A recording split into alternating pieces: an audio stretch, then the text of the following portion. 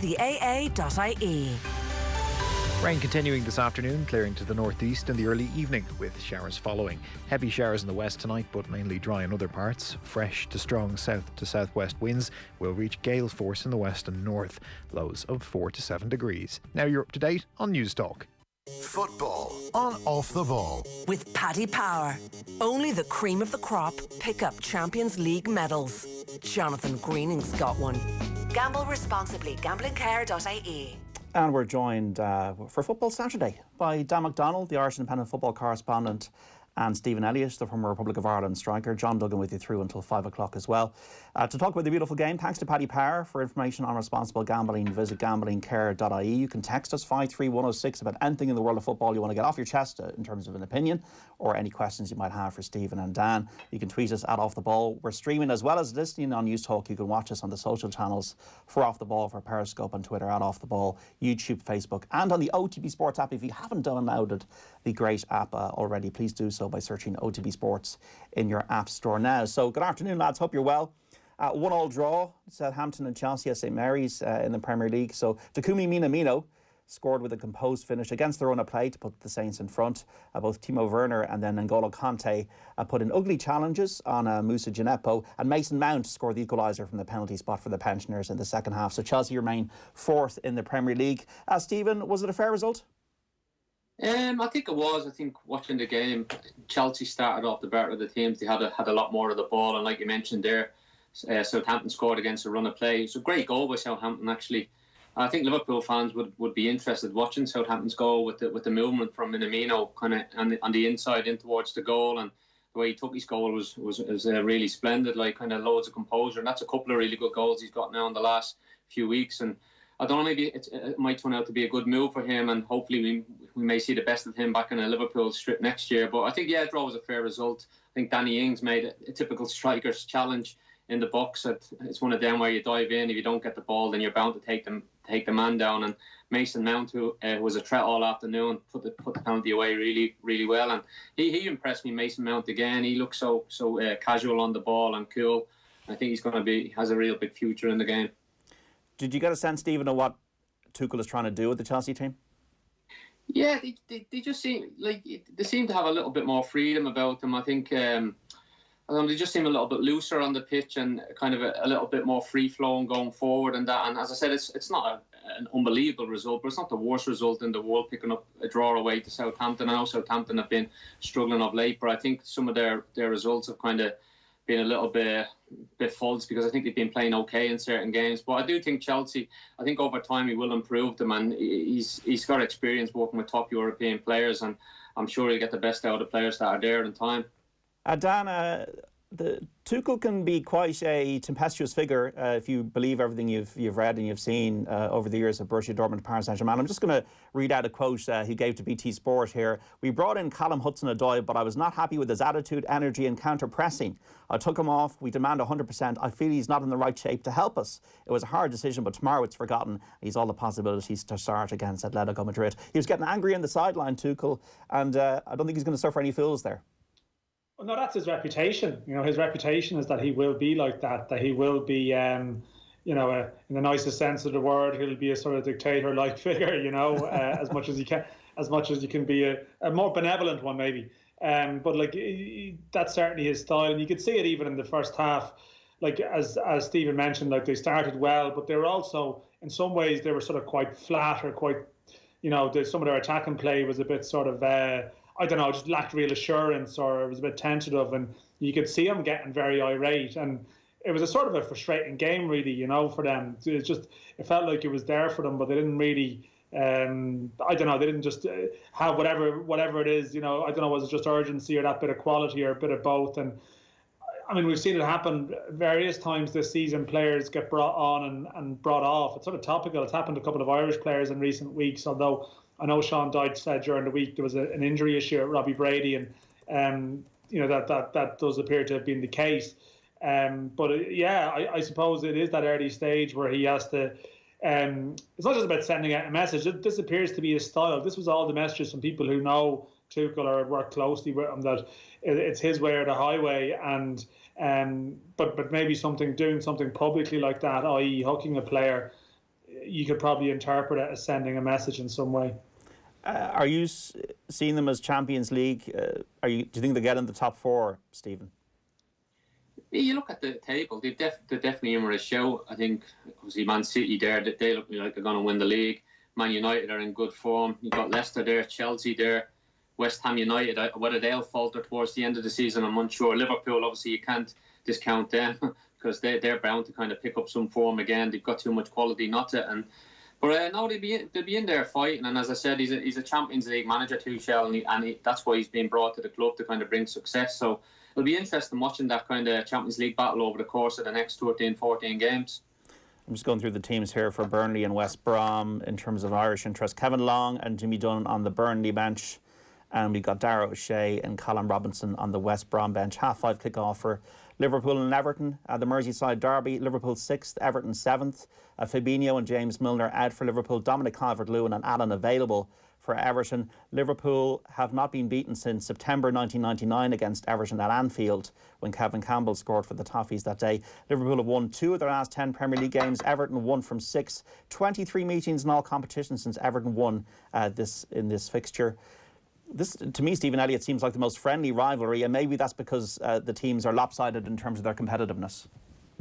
Yeah, I think it does seem that way at times. There's obviously this talk of like families, kind of one member of the family supporting Everton and the other supporting Liverpool. But no, it's a long time since Everton have beaten Liverpool at Anfield, and I think this might be the first time to play them there where there's no supporters, is it, in the COVID situation? So maybe that'll have something to do with it, because I do think the atmosphere both at Goodison and at Anfield has been kind of fairly fierce in the derbies, and maybe that'll give Everton a little bit more belief going into the game. But Liverpool will be a little bit more confident now after the good performance midweek against Leipzig, and I'm sure it'll be an interesting game. But I would still think if Liverpool perform, I know they're missing Firmino and that, but I still think if Liverpool can perform, they should have enough quality to beat Everton on the game. But I'm looking forward to the game. It should be an interesting tie.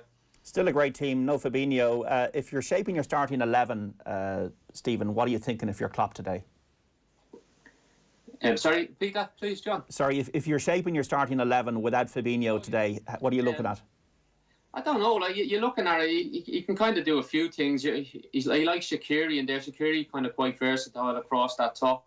He could bring Divock Origi in. He's got history against Everton, so there's a few things he can do. Oxlade-Chamberlain as well, he could come in. But I just think it's important to get away from the attacking line. I think it's important to get Thiago ticking. I think there's a lot of people kind of questioning what he's brought to the Liverpool team at the moment, whether he's done enough and whether he slows things down. But I don't know. I still think there's a way. I still think he can come good. I think he's been brought in for the now, Thiago, and I think he's a very important player. And we haven't quite seen the best of him, whether that's something to do with both Henderson and Fabinho being missing in midfield alongside him, because you would probably say them two would probably be first choice in there if everybody's fit in the squad. And I still think it might be a case of just kind of waiting to get the best of Thiago. But he has options there, Klopp, and as I said, you got Salah and Mane. If they decide to turn it on either side of the front line, then you always got a chance, especially with Salah, who's in great form at the moment, scoring in nearly every game he plays. Yes, 17 goals in the Premier League, 24 in all competitions. Dan, really important, I think, for Liverpool to retain his services, Salah, because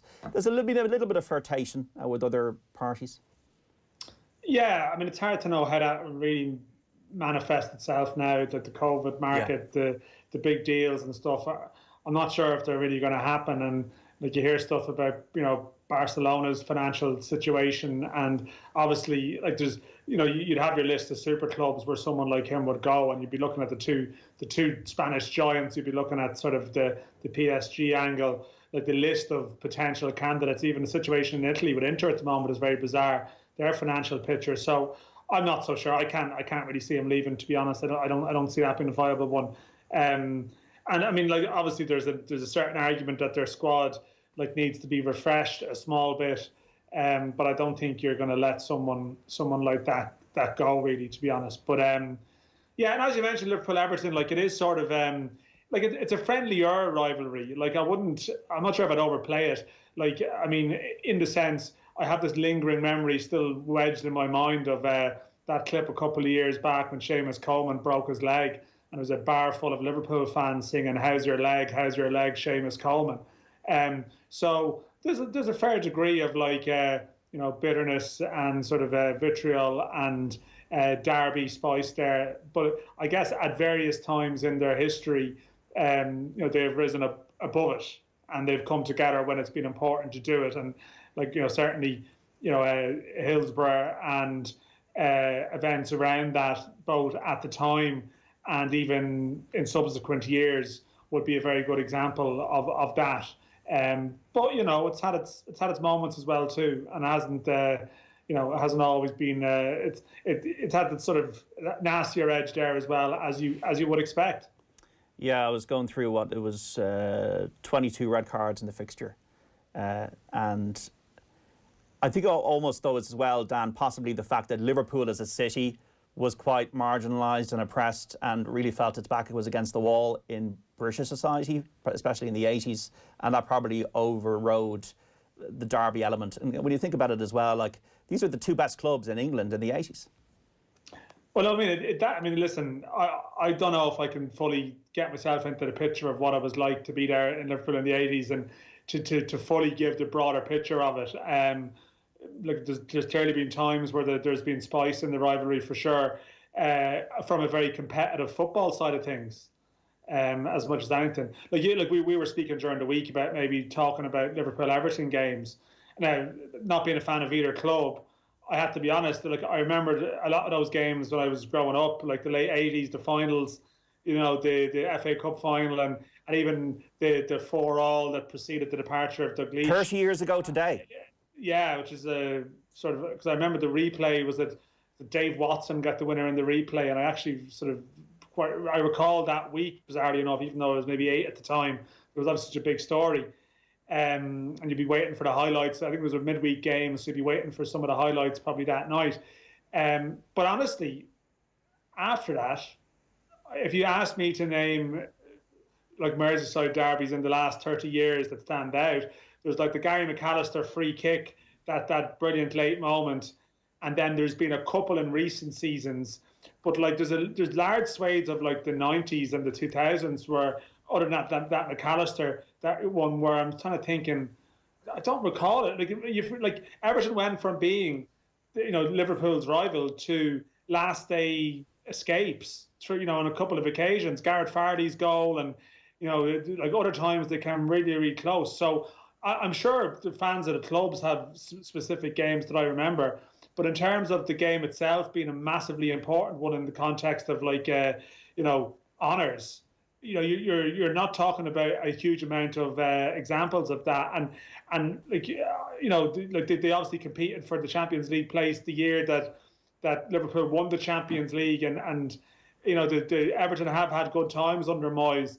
But it feels like now, like it's as good as anything now, really, probably Liverpool Everton in terms of where the teams are at and what the implications are for both sides. At some time, probably that time when they were pushing for those Champions League places, that they've really had games that you feel, this for both clubs rather than one stopping the other, or Everton largely trying to stop Liverpool from doing something. Yeah, 53106. Come on, lads. Everton v Liverpool is a very weak rivalry. Hearts v Hibs and the Old Firm are proper derbies. Well, you know all about that, Stephen. You played for Hearts against Hibs in the Scottish Cup final. It's interesting what Dan says there. The one I can remember Origi there a couple of seasons ago with Pickford. Was it laid on when the ball came off the top of the bar or something like that? Divock Origi's goal, wasn't it, when he headed it in last minute? Yeah. But I think, like Dan mentioned there, I think the rivalry is a little bit more to do where the clubs were at for a long time. I think kind of success-wise, Liverpool seem to have that little bit more quality in the squads over the years than Everton. And I think with Ancelotti coming in, I think it's given Everton supporters a little bit more belief that he can go and kind of compete better with Liverpool and the likes of the so-called bigger teams. And if you look at the league table, I know Liverpool have been off the boil this year, but there's only 3 points between them, and Everton kind of go on same points as Liverpool today.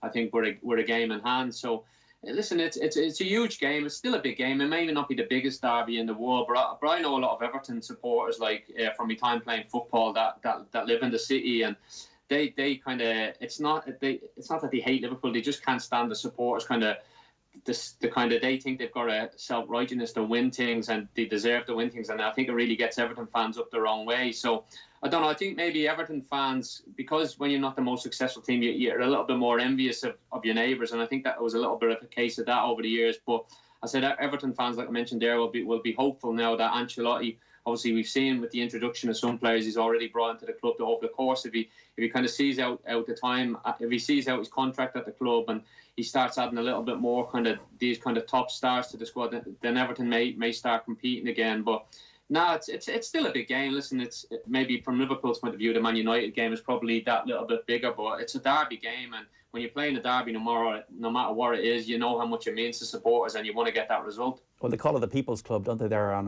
Merseyside, Everton. I was at Everton a couple of years ago for a Spurs game, and it really has that community feel. Goodison Park and used to cross Stanley Park from Liverpool.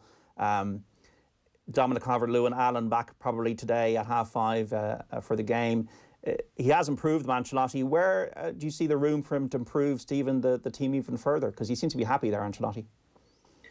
Yeah, listen, he'll be looking at the squad, and I think he'll be looking all over every position in his squad, and he'll be wanting to strengthen. He'll want to have top quality. Like if you look around at the top teams, they have quality in every position. Top internationals playing in every position, and in reserve as well. So that's something that you can't do this overnight. Like I think if you look at Everton this season compared to previous seasons, you would have to say that they're a little bit more exciting to watch. They've got a bit more flair in them, and I know they've lost the last couple of games, but they've still been in the games. I watched the City game midweek when Everton played, and listen, City are on a different level at the moment. But Everton had their moments during the game, obviously scoring the goal he did. And then Calvert-Lewin, I think they've got a really top striker there.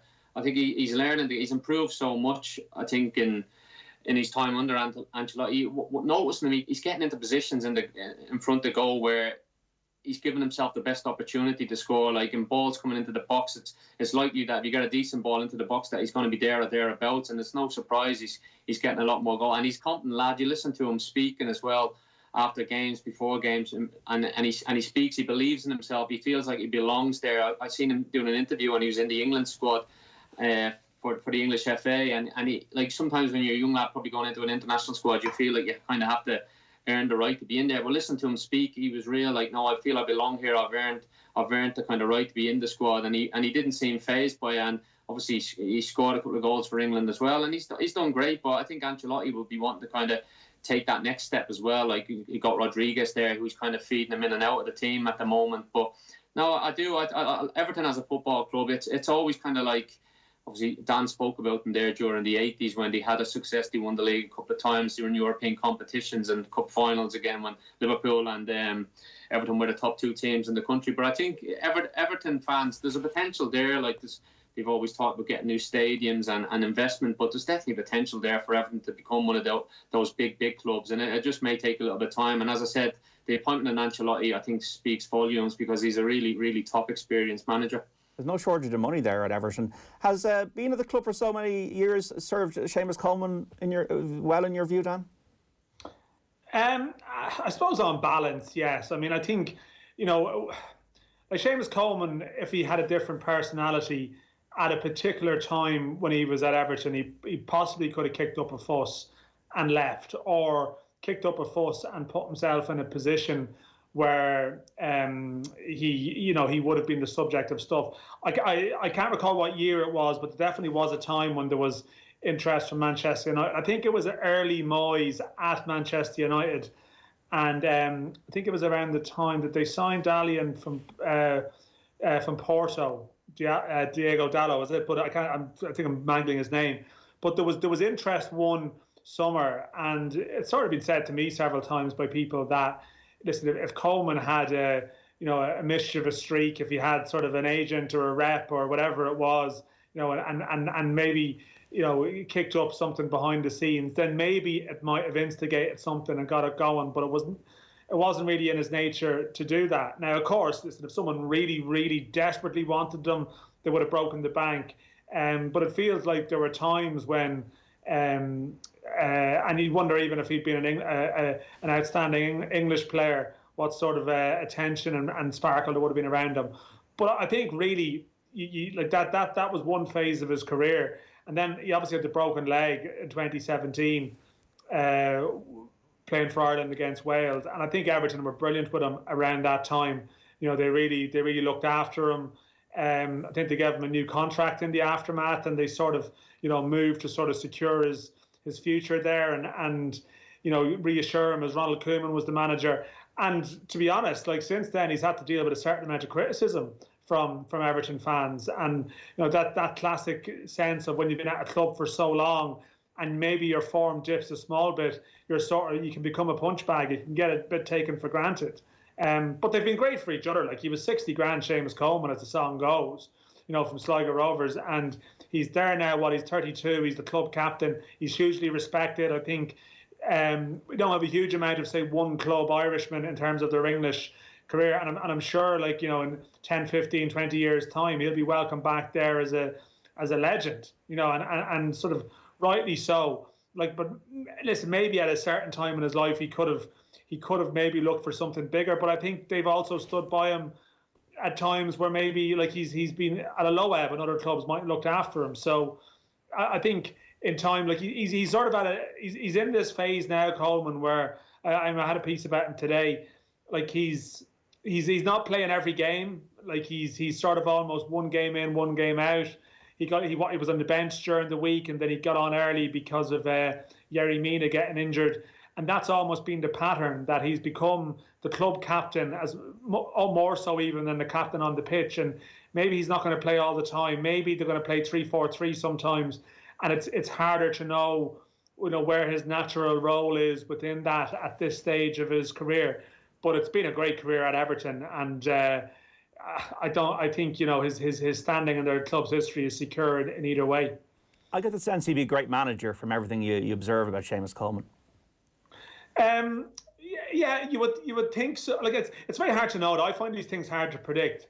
Like we always think, like, listen, he's a very well respected person within the dressing room from speaking to people. Like he's a strong character by all accounts. And like that ticks a lot of the boxes. I suppose if you're a manager, you probably have to play some of the game a bit more in terms of, like, even I mentioned how he wouldn't have agitated to get a transfer and do anything like that. Obviously, to be a manager, there's a sort of a ruthlessness that you need. There's a cutthroat streak that you need. Sometimes, like, I mean, if you're really, really, really good, you can get away with all of that. But if you're sort of trying to establish yourself, you might have to trample over someone else and so on. So, like, you can be a really respected figure within the club and get the chance. But obviously, what's the stat? Like, 75% of managers don't get a second job. So, yes, like he should have a lot of the attributes and people skills that you should have to be a manager. But it's not always that straightforward.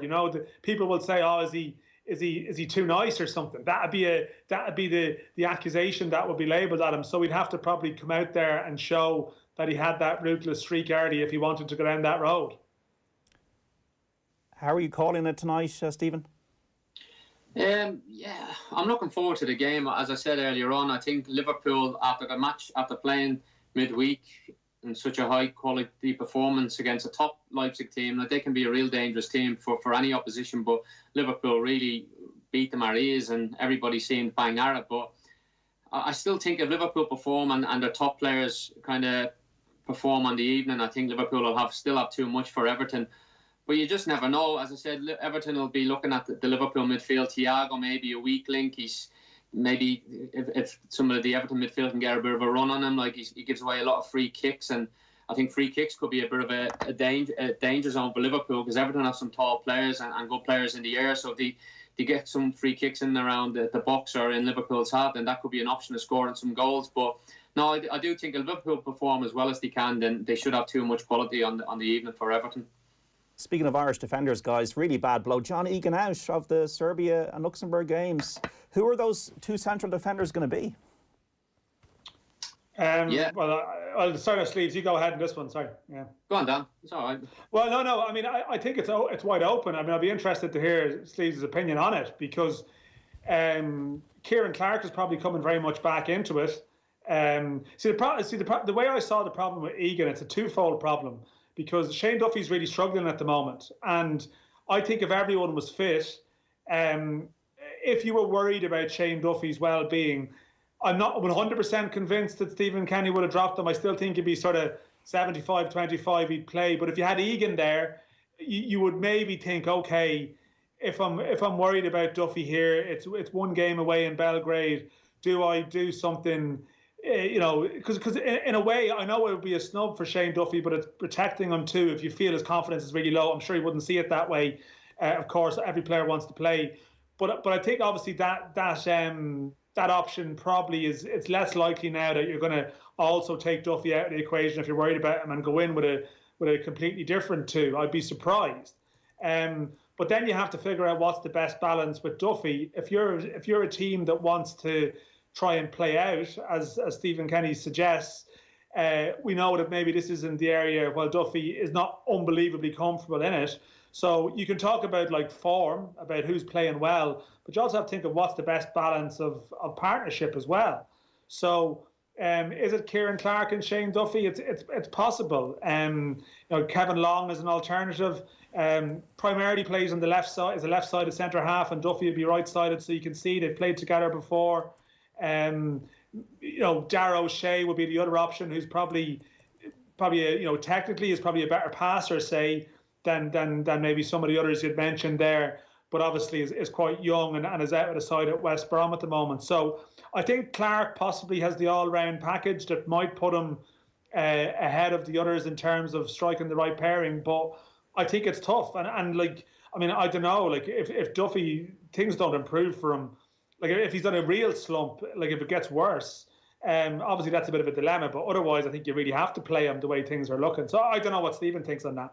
No, I agree to an extent, but I still think Duffy, albeit he's going through a really tough time at Celtic, things haven't gone exactly how he probably would have planned it there. But I still think in the Ireland games coming up, in the big game, I think you need experienced players. We can talk about kind of obviously this philosophy of playing out from the back, which is great, and everybody can see that Stephen Kenny's trying to do that. But when you've got a big kind of qualifying tie coming up, you need experienced players on the pitch, and I think Duffy, for me, he has to play. I think coming away internationally, sometimes it's a little freedom and escape from that kind of, especially up in Glasgow when you're playing for Celtic, that kind of little cauldron where everybody's on top of you, everything you do is highlighted up there. I think coming away with Ireland might be a little bit of a relief for Shane Duffy. And for me, whether Egan was injured or not, I think Shane Duffy plays for me. I don't think he's ever really let Ireland down defensively as well. I think he's always been a strong player, albeit he's not brilliant at passing the ball. And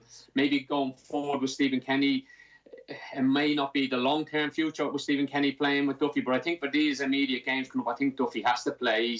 He's been a real leader for Ireland, and I think his presence on the pitch in an Ireland shirt has to be there to kind of give that little bit of confidence to the rest of the squad. And I do think Clark, looking at Clark, I think I watched a fair bit of him when he has played for Newcastle, and he looks confident, he looks strong, he looks fit. And I think that little bit of experience he has, maybe the kind of the one for me that maybe would give him the nod over the other lads you've mentioned. I think some of the Long at Burnley hasn't really played much recently. He's been in and out of the team. He hasn't got much minutes. And I don't know, I just think Clark is probably the safest bet.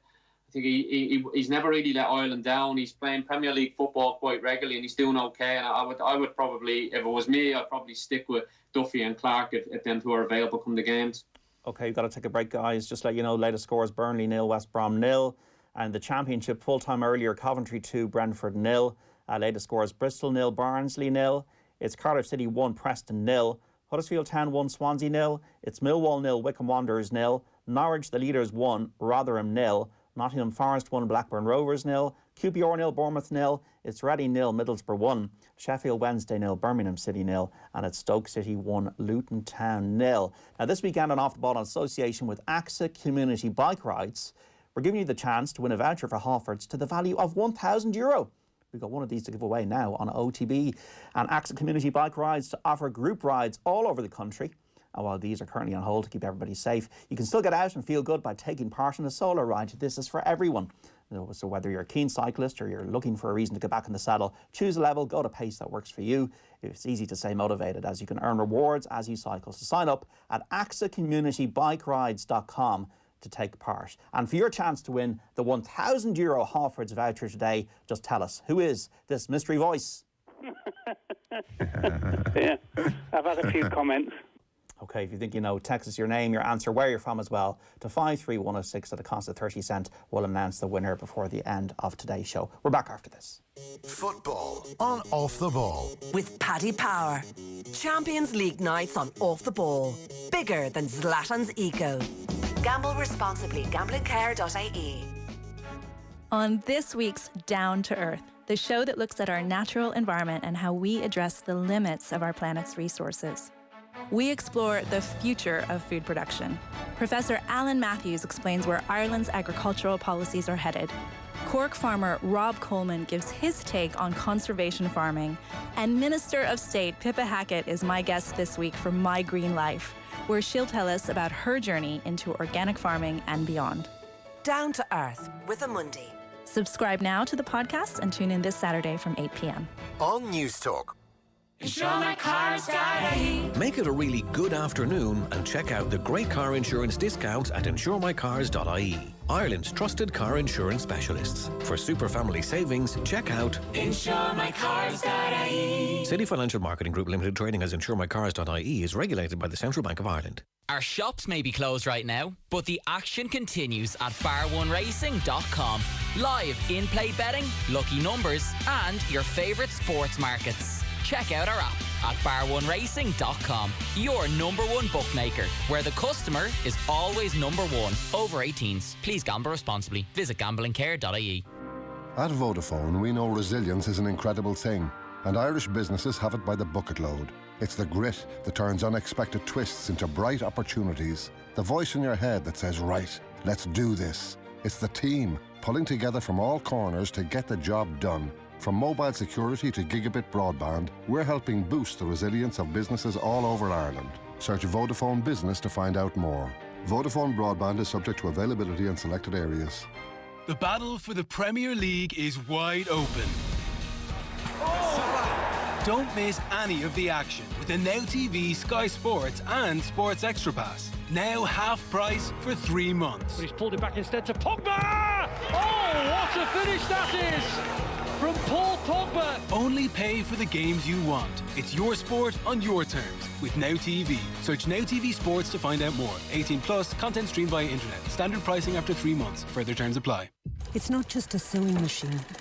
For Maya, it's a chance to give her family a better life. It's not just a way to make a living. It's a chance to give her daughter an education. Like thousands of mothers, Maya lives in fear of what the future holds for her little girl. And it's not just. This Lent, your love can make all the difference. Visit trocra.org or call 1850 408 408. Trocra, until love conquers fear. COVID-19 numbers are still far too high. Our incredible hard work is having a big impact. But our hospitals and healthcare staff remain under pressure, and the situation is fragile. We still need to do the right thing. Stay at home. Work from home. Do not travel anywhere unless it is for essential purposes. Remember what's important. Observe social distancing, wear face coverings in shops and in crowded indoor and outdoor places.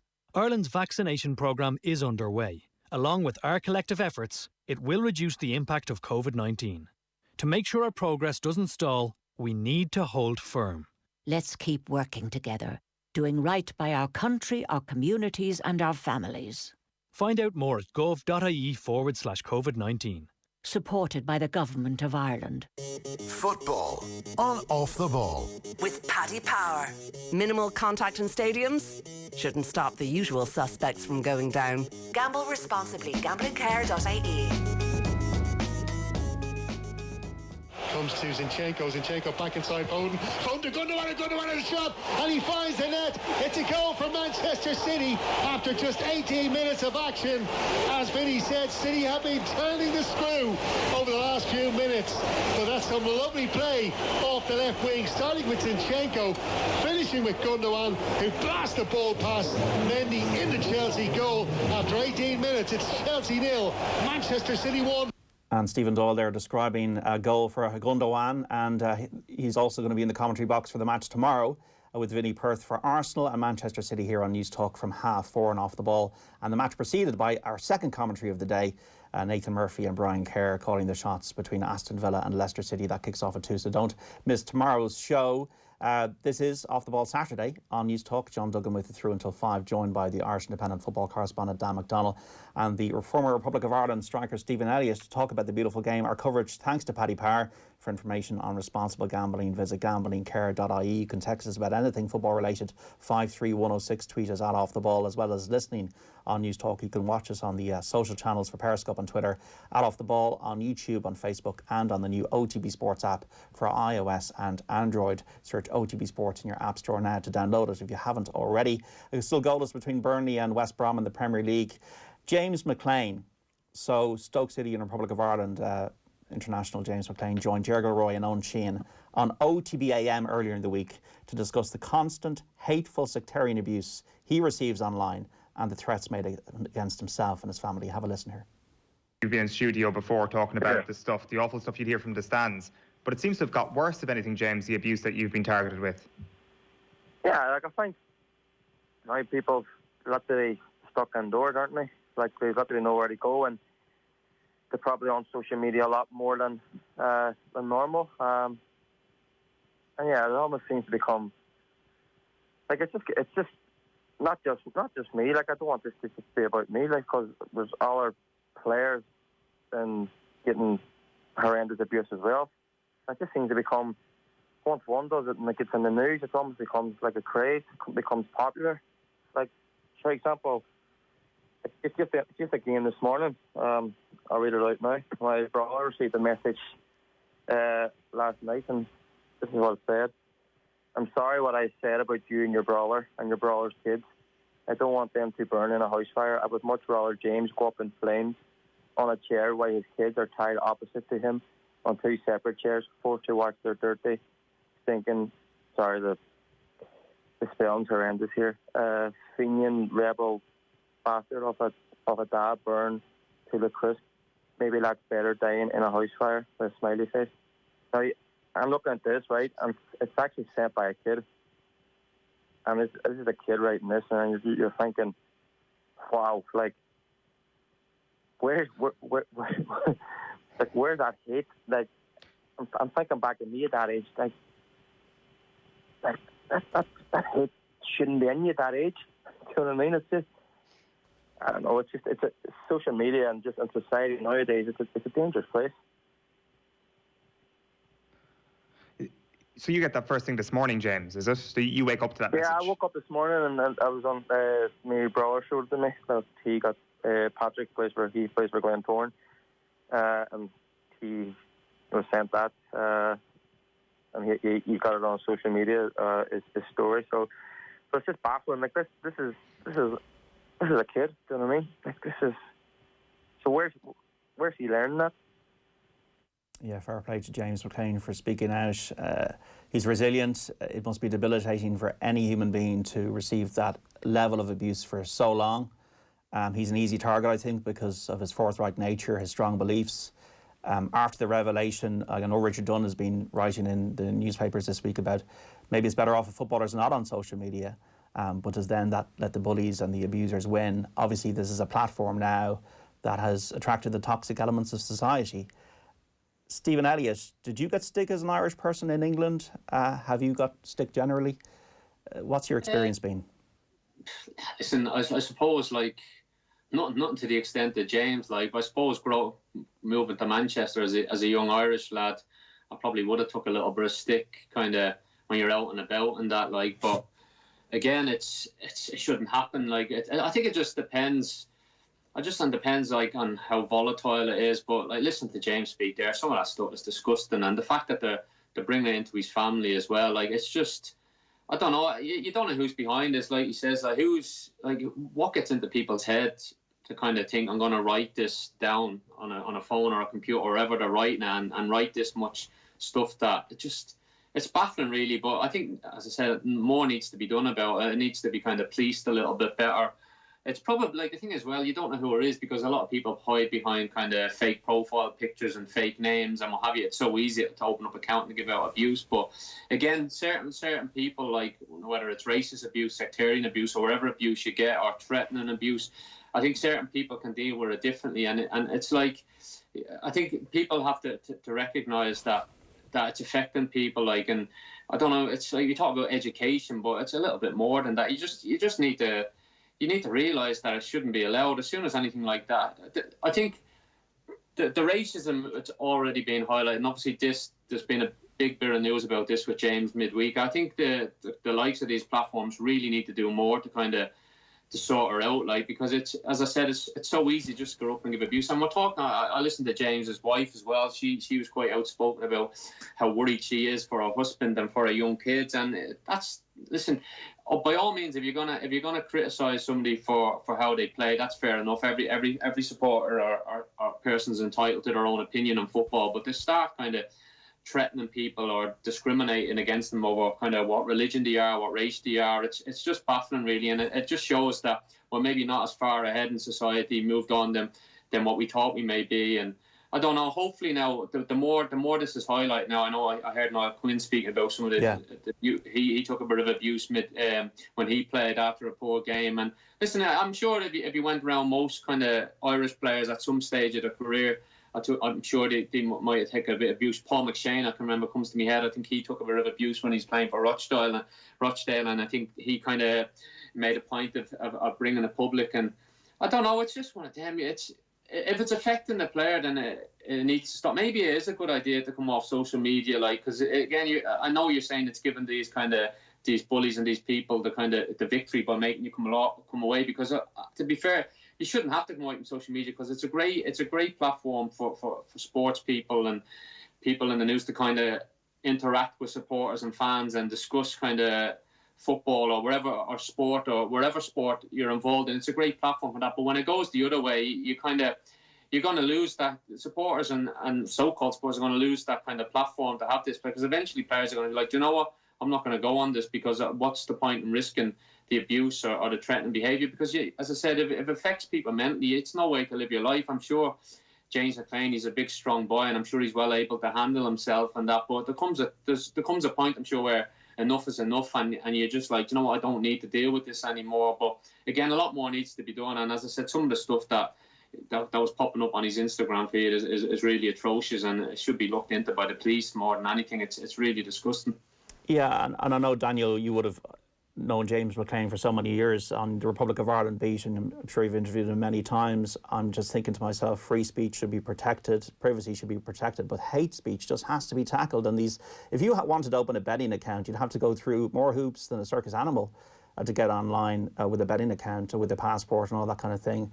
Now, it's not a case of infringing people's privacy, but it has to be a situation where if you want a social media account, if you want to be active on these platforms, you have to give your identity, and that has to be traceable.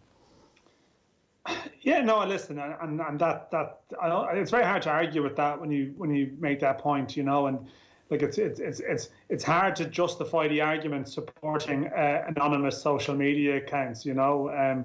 It's not necessarily someone's right to have their own private social media account where they can do whatever, you know. And I mean, as has been pointed out, I mean, in some of these cases, these people aren't even hiding their identity either. They're just kids. I mean, we've seen that it's possible to, you know, trace who these people are. We had that court case recently with Ian Wright. So, you know, the kid down in Kerry. So, I mean, there's a sense that there are some consequences, but at the same time, not enough really to sort of dissuade people from doing it. But it is sort of remarkable how this thing has the James McClean situation has I wouldn't say come to a head this week, because I think there's every chance there's going to be more.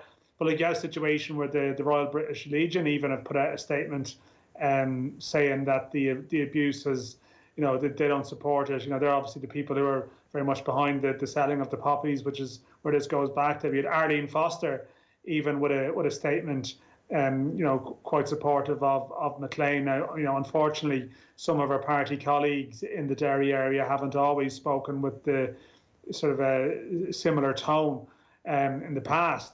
And it's almost like there's been a belated acknowledgement in the case of McClean that actually, you know, what is acceptable, what has been happening isn't acceptable. And maybe it took Aaron, his wife, to speak to bring it home more so than James himself, because he is quite probably combative, he would admit, and would at times have like fought fire with fire, and maybe then he doesn't become as sympathetic a figure as a consequence. But that doesn't make the abuse any less serious. Because like this, the McClean thing, as much as anything, like it highlights how someone who has sort of strong beliefs and stands up for them, like becomes a target for abuse, and that's obviously not a very healthy situation. Like we've spoke about James McClean before. I've written a lot. I've been to Craigan where he's from. I've been to his family home. I met his parents for a piece a while back. It's if you go there, it's very easy to see, how to admire that James McClean has probably stayed true to his principles and stayed true to his beliefs and is very much in touch with his community and where he grew up, and has never really sought to do anything but that. And people have had a real issue with that. And at times he's made mistakes. There's absolutely no doubt. But fundamentally, what the abuse can be traced back to is that people don't believe for some reason that someone from his neck of the woods is entitled to hold those opinions and to hold to do something different, even though he has a very sane and logical reason for doing so.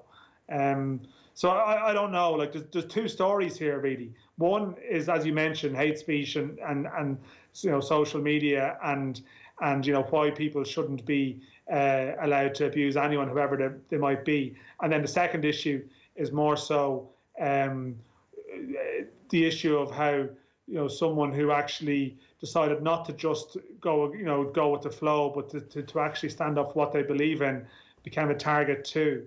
And what does that say? So there's obviously there's two strands to the McClean story. We got a text in here from Paul in Cork, Stephen Elliott. Was the poppy on the jersey an issue even when you were playing? Could you remember? Yeah, no, listen, it never bothered me, to be honest. As I said, in my mind, my mindset was I'm playing football, and listen, everybody's aware of Irish history and what have you went on. Like, and listen, you never forget your history, but it's one of them for me. Like, from my point of view, I always thought, well, I'm playing football in the United Kingdom, in England, and it's what they wanted to do to put on the jersey. To me, it didn't really bother me. Like, it's not that you forget your history, but you have to respect kind of the paying your wages at the end of the day. And I'm sure there's other people from all over the world that have kind of had to wear the poppy, and they probably had history with the United Kingdom as well, and that would have kind of had trouble with the United Kingdom in their history, and they've won it. But it's all about the individual. As I said, for me, it didn't matter as much, but maybe I wasn't kind of right in amongst the stories and the troubles where James is from, or other people who may have taken offence to wearing it. But for me, it was never an issue. I think the way I looked at it was, my mindset was, we wear the poppy jersey because I knew that after every game where we wore the puppy jersey, you'd sign the jersey and it'd go off, and people would bid for it for a charity, and then in my mind it was like people that needed money would benefit from it, and that was my mindset looking for it. So it never really bothered me. And anything, it was the opposite. I felt it was a kind of a do-good thing. So because people it bid money for your puppy jersey, and then it'd go off to a children's charity or a homeless charity or a cancer charity, and for me it was a way of doing good. But as I said, it's just a poppy on a shirt. It doesn't. It's one of them. You're playing football, so it's one weekend. It never bothered me in the slightest, if I'm honest. I think the thing is, though, like, and that's a perfectly reasonable opinion. That is a perfectly reasonable opinion. And it's just that where the poppy thing lost its way is that there was a pressure that everyone had to wear it, and like this is the thing. Like the experience that we have, I say, growing up south of the border, and our perspective of things is very different to the experience of growing up in Craigan, in Derry, and they see a certain symbolism that's very different to what we have here. And I think that's the thing. Sometimes there's not even an understanding of Derry, and I think we've seen this poppy pressure become a thing. And to be honest, we've had the poppy debate a million times.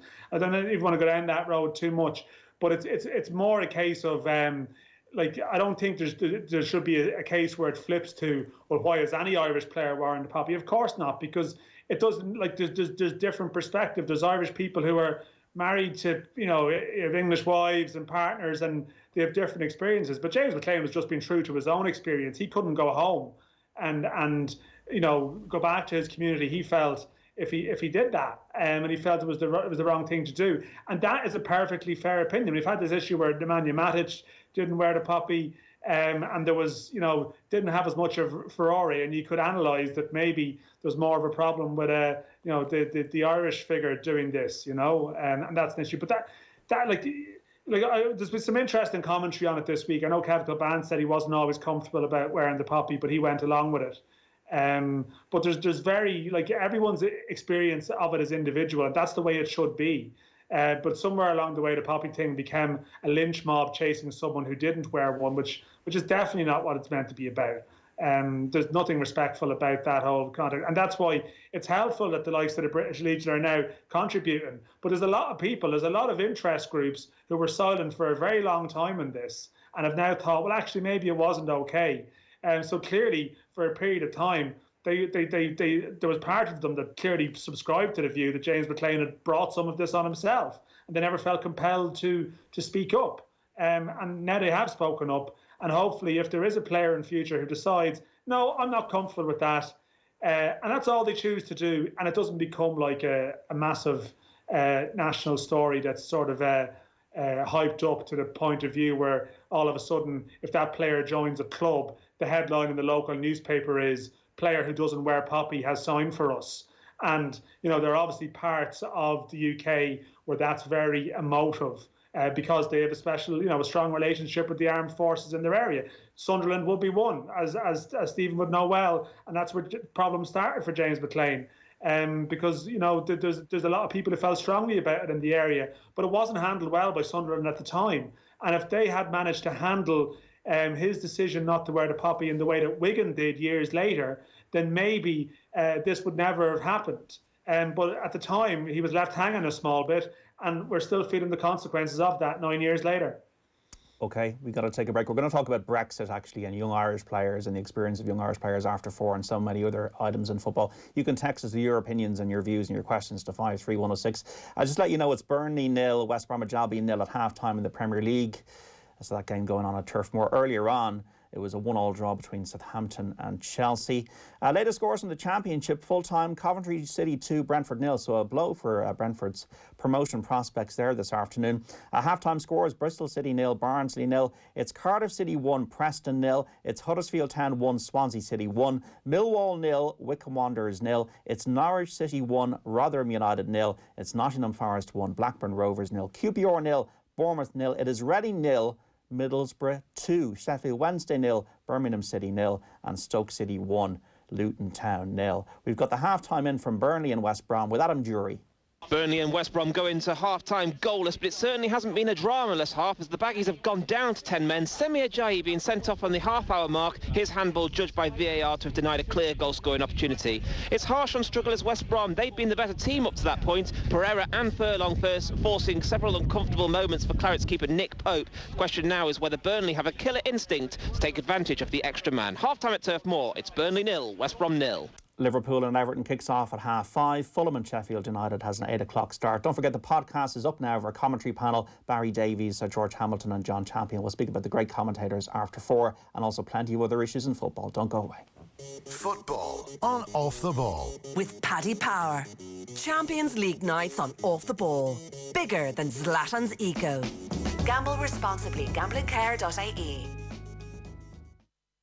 Get the latest News Talk podcasts at newstalk.com and on the News Talk app. Calling all builders, joiners, plasterers and dryliners. Need advice on the right materials for the job?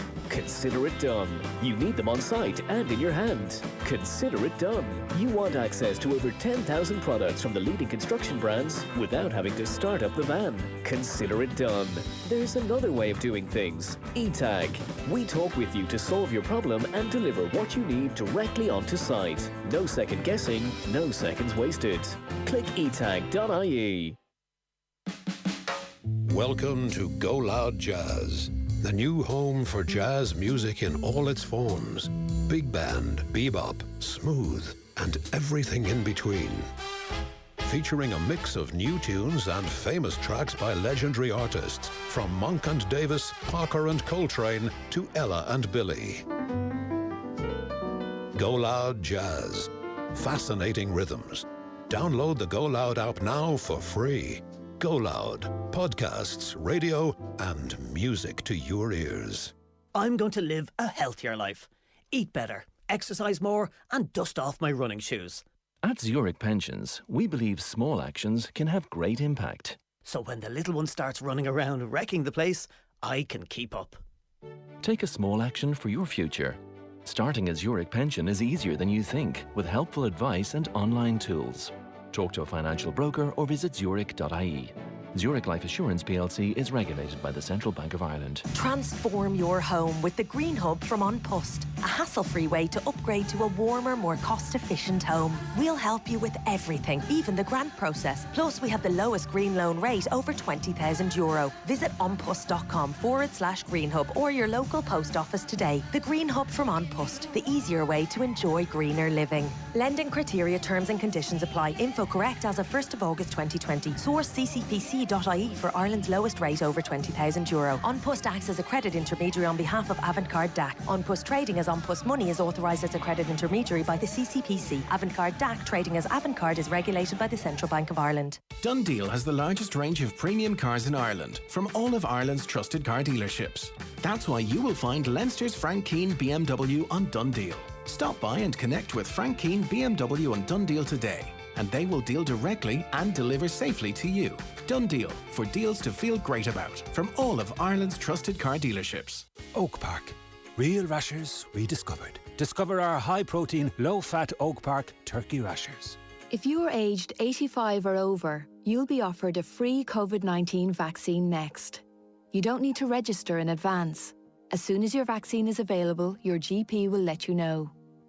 Everyone else will be offered the vaccine when it's their turn. If you have questions about your COVID-19 vaccine, we have answers you can trust on hse.ie.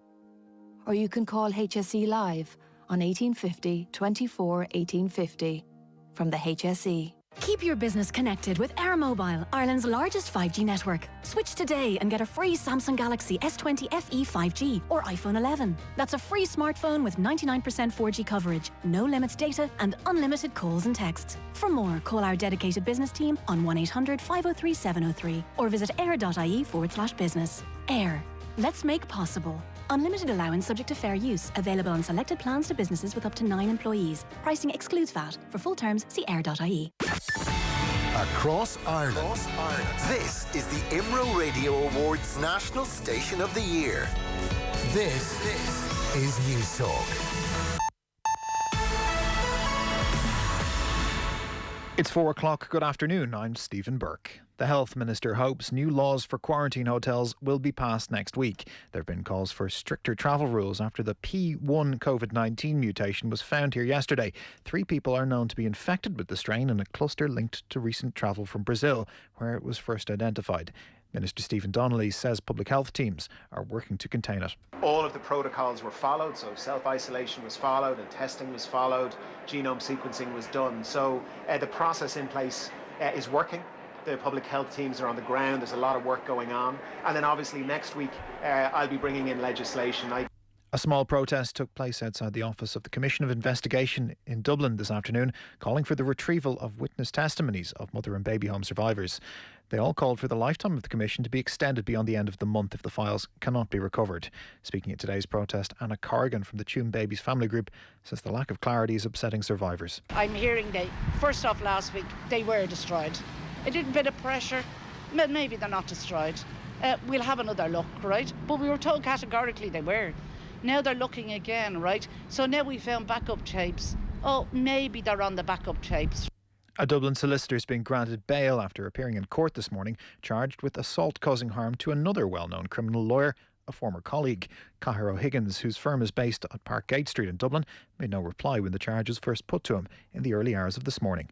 Our courts correspondent Frank Graney reports. Cahir O'Higgins' legal practice is just a short walk from the Criminal Courts of Justice complex, where he appeared this morning after being charged overnight. The 46-year-old is accused of assault causing harm to a former colleague, Stephen O'Mahony, at Wolftone Quay in Dublin city centre on Thursday of last week. Mr O'Higgins was granted bail today subject to a number of conditions, DPP's directions were not available, so he was remanded on bail to April 18th, when he's expected to find out how his case is going to be dealt with. Frank Graney at Dublin District Court. An investigation's been launched into claims Gardaí knew about threats against a man shot dead in Dublin last week but failed to act. 44-year-old Patrick Lyons was murdered in Ballymun on the night of Thursday, February 11th. The Garda Síochána Ombudsman Commission says it's received a referral from a superintendent in the force about his death, which is now under examination.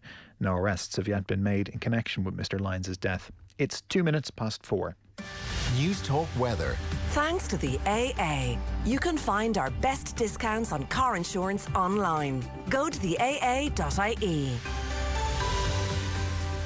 Rain continuing this afternoon, clearing to the northeast in the early evening, with showers following. Heavy showers in the west tonight, but mainly dry in other parts. Fresh to strong south to southwest winds will reach gale force in the west and north. Lows of 4 to 7 degrees. Now you're up to date on News Talk. Football on Off the Ball. With Paddy Power. Minimal contact in stadiums shouldn't stop the usual suspects from going down. Gamble responsibly. Gamblingcare.ie. Welcome back to Off the Ball Saturday here on News Talk. John Duggan with you through to 5 o'clock. Football coverage with thanks to Paddy Power. For more information on responsible gambling, visit gamblingcare.ie. We're joined by the former Republic of Ireland striker Stephen Elliott and the Irish independent football correspondent Dan McDonnell to talk about the beautiful game. You can listen to us on News Talk and also watch us on the social channels for Off the Ball on Periscope and Twitter at Off the Ball, YouTube, Facebook and on the OTB Sports app. Text us as well. Any football question or opinion, 53106. Tweet us at Off the Ball. The issue of Brexit and young players, you've been writing about this during the week, Daniel, and a kind of a link to this in a way. Gary Rogers, the former Dundalk goalkeeper, recently retired, now going to be working for Jorge Mendes' agency.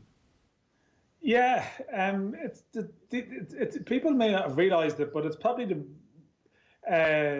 possibly the most interesting changes we've seen in an underage football or just in football in Ireland generally are basically kicking off at the moment and really taking flight. And it's something we've spoken about on the show previously before. We've touched on the issue of Brexit and how it might affect things. But I suppose we possibly always thought that a loophole of some description would be found, that maybe the scenario that was pitched may not come to pass, i.e.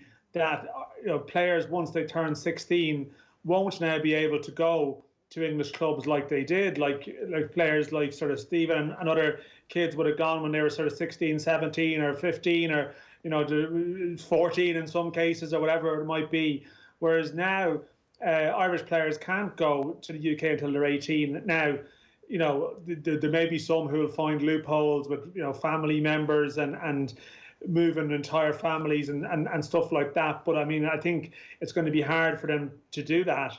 And it's obviously a bit of a game-changing situation, really, where all of a sudden our kids need to stay here longer, or else the alternative is that they go to Europe, which they can still go to age 16. They can go to another EU country age 16. So we have a situation where Kevin Zeffy, a promising young player at Shamrock Rovers, is going to join Inter Milan, and it may not happen as quickly as maybe previously flagged. But and I'm certainly aware now of other people that are agents that are working the scene and trying to open pathways into Europe for Irish 16-year-olds, and that's something we're going to see happen. I believe Stephen Ireland is involved in doing that, the elusive Stephen Ireland, and you are seeing now other agencies realising that things are sort of changing, and they need to be aware of what's going on here. And yeah, I mentioned Gary Rogers is starting a new job with Guest of Food. It's Jorge Mendes' group, who've never had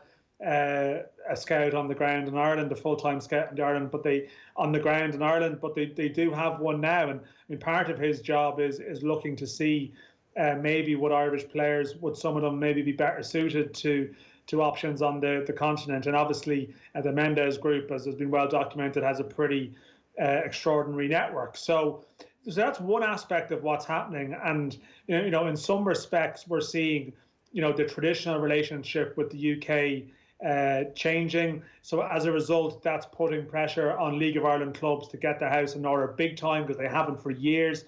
All the work on producing players has been done by schoolboy football clubs, whereas now you're seeing League of Ireland clubs eventually, slowly, and maybe individually rather than collectively, take some strides. I mentioned during the week in the piece, I'm aware that St Patrick's Athletic are maybe taking in a couple of players who would normally be going to England age 16, and they're going full-time there at St Pat's, but they're paying for their Leaving Cert education in tandem. Shamrock Rovers have done this previously with Ashfield College, that you train in the morning or train whenever the football team trains, you catch up in your classes, and they pay in a fee-paying secondary school so you can do your Leaving Cert while playing football.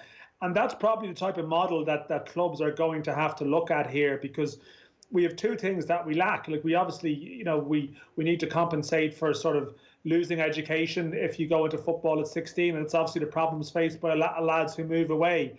But secondly, and the one thing that we're still not remotely close to addressing, is providing a suitable football education here, because players previously, the likes of Caoimhín Kelleher, Aaron Connolly, the Irish lads who are doing well at the moment, Jason Knight, Nathan Collins, and I think that helps as well. I think there's a lot of people looking at the Irish market now again because of that generation of players.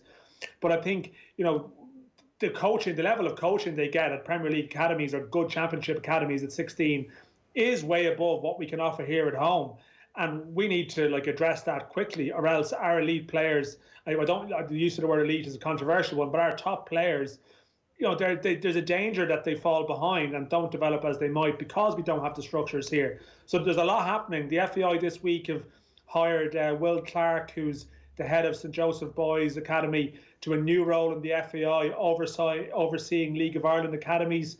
We see Alan Caffrey, who's the top man in St Kevin's Boys, who have been probably the most successful nursery in recent years in terms of players it's produced, to Robbie Brady, Hendrick, Darragh O'Shea, Jack Byrne and others. He's now gone to a new job at Shelbourne, overseeing football operations at the club. So there's a lot of things suddenly happening now in a very short space of time as part of a changing landscape. And I mean, the next couple of years are going to be really, really interesting to see how we react to this, because it's really just changing how we do business here. There's no other way of describing it.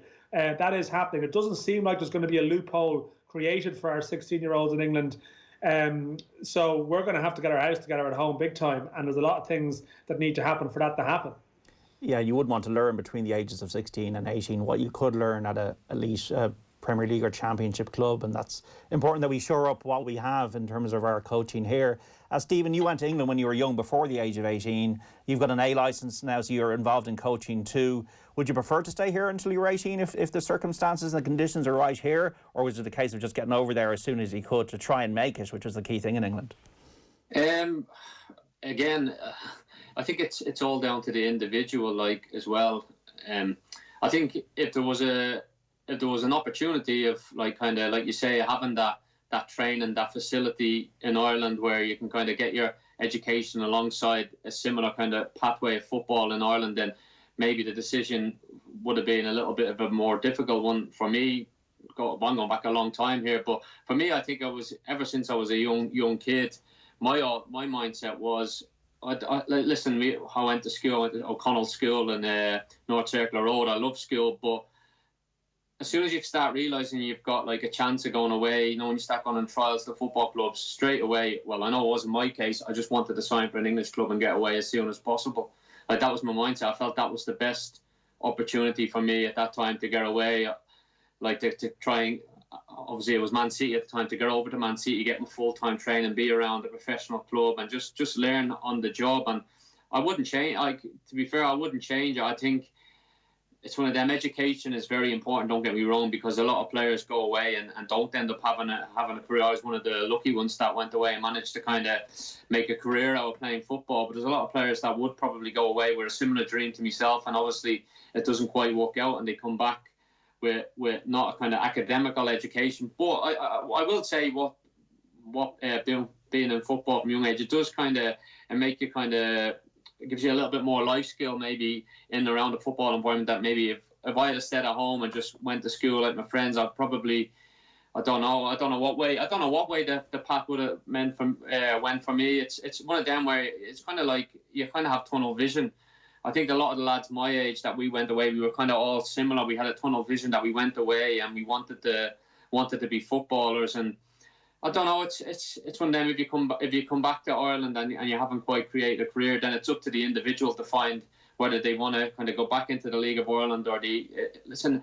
You can do what you want. I think I'll give you an example of Stephen Paisley, a good friend of mine who was at Man City with us. He came across with myself, Paddy McCarthy, Glenn Whelan, Willow Flood, Brian Murphy. Loads of us went away at a similar time, which was great to have us all together in Manchester at that kind of time. But it didn't quite work out football wise for Stephen. But he went back to Ireland. Obviously played League of Ireland, had a really good League of Ireland career, but managed to do his leaving cert as well alongside that. And I think if you want it, like, if it doesn't quite work out, and there's opportunities that if you really have that hunger to get back. Now, again, it's down to the drive and the individual that he can still go back and get that education, albeit a little bit later than probably what he would have had if they kind of stayed in Ireland and just done it the normal way. But to be fair to Stephen, he came back and got a really good education, and he's got himself a really good job, and obviously had a good football career to kind of boot as well. So there's obviously all different ways of doing it, different ways of becoming professional footballers. There's